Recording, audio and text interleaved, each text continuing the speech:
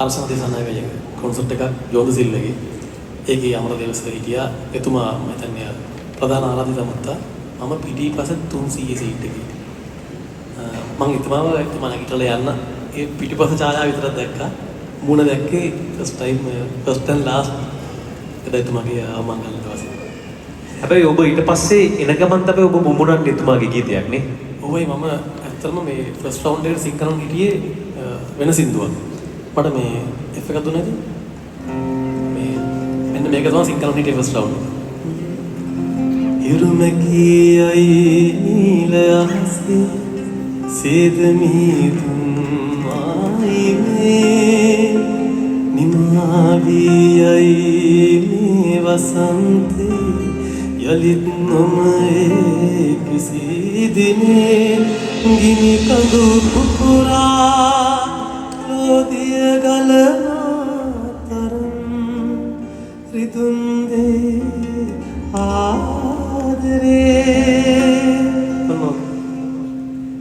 Bus එකේ එද්දි TV programme එකක් යන තුමගේ ප්ලේ වෙනවා සුරුන්නලවූ සුයාමය ඒ කොටස මම හිතුවා මට පපුවට වැදුනා.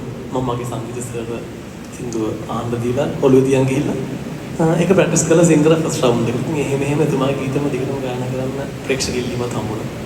එහෙම දිගටම කරන් ගියා. අපූර්වයි.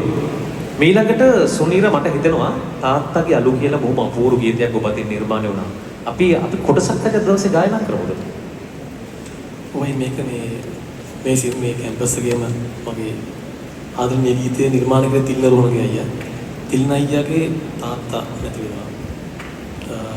ඒ නැති වෙන වෙලාවේ නැති වෙන මේ අතරම අවසන් කටයුතු කරපු වෙලාවේ ඒ තාත්තගේ අලු අතේ තියාගෙන තිල්නගේ වයිෆ් රචිතා ඒ වෙලෙම ලියපු ටයිප් කරපු වචන ටිකක් ඒවල මම මේ වොයිස් කරමුද කියලා අහුවා. මම දීලා වොයිස් කරලා ලස්සන හින්දුවා. ඉතින් මට සාමාන්‍යයෙන් අම්මා තාත්තගේ සින්දු කියන්න හරි අමාරුයි.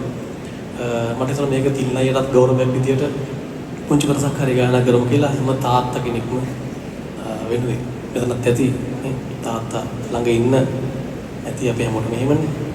අපිත් හිත නැති වෙන්න පුළුවන් ඉන්න පුළුවන්. තාත්තා කියන්නේ භූමිකාවක්. තාත්තා කියන්නේ මේ මහ පොළොවේ විශ්වීය ධර්මයක්. ඒකට දරා ගන්න පුළුවන් මේ ලෝකේ තියෙන හැම බරක්.